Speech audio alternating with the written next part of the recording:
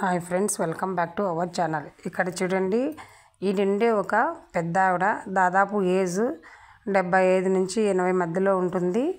ఈమెకి 8 మంది పిల్లలు అన్నమాట. ఈ వయసులో కూడా ఈమె ఇంకా కష్టపడుతుంది అన్నమాట.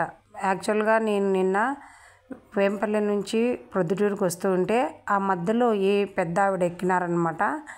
ఆమెను అడగంగా తెలిసిన విషయం ఏంటంటే, ఈమె 40 సంవత్సరాల నుంచి నిమ్మకాయల వ్యాపారం చేస్తుందంట. చూడండి, ఈ వయసులో కూడా ఇంకా కష్టపడుతూనే ఉంది. ప్రతిరోజు ఉదయాన్నే 6:30 కల్లా బస్సు ఎక్కడము, 7:15 కల్లా ఆమె ఆ ఊర్లో దిగడము, మళ్ళీ నిమ్మకాయలు తీసుకొని ఉదయం నుంచి సాయంత్రం వరకు వ్యాపారం చేయడము, ఆ వచ్చిన డబ్బులతో మన వాళ్ళను కోడళ్ళకు ఆ డబ్బులు ఇస్తూ సాయం చేస్తూ ఈమె బతుకుతుంది.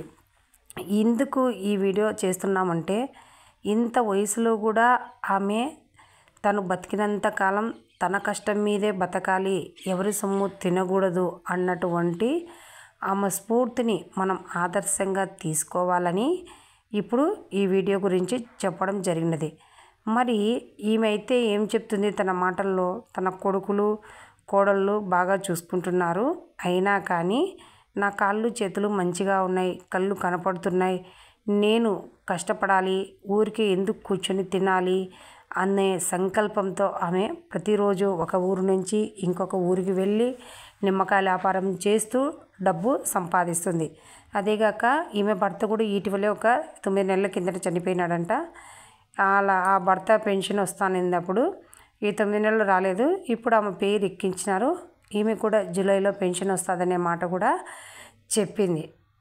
ఇలాంటి వాళ్ళని మనము ఆదర్శంగా తీసుకొని మనము మన పిల్లలకి కూడా ఇలాంటి వారి గురించి పూర్తిగా తెలిసేలా చేసి, ప్రతి ఒక్కరూ కష్టపడితేనే ఆ యొక్క ఇంట్లో అటువంటి కుటుంబ వ్యక్తులు కానీ, కుటుంబంలో పిల్లలు కానీ అందరూ ఉన్నత స్థానంలో ఉండగలరు.